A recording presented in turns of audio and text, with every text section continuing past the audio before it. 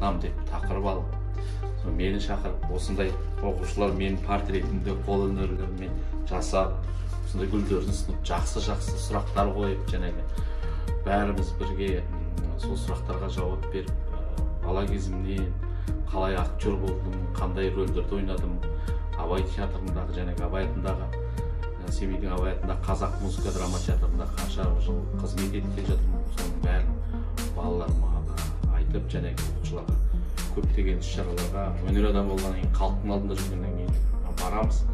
Ал енді бүгінгі іс-шарада өзі балалар жаңағы осы қол өнерлерін дайындап, одан кейін мақал-мәтелдері, жақсы сұрақтарын қойып, бәрі атсалысып бірге отырды.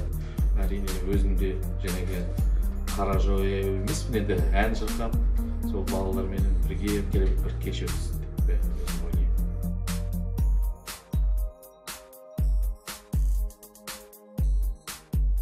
Бүгін бізде жаныңда жүр жақсы адам жобасы аясында тағы да бір кездесу кеші өтті.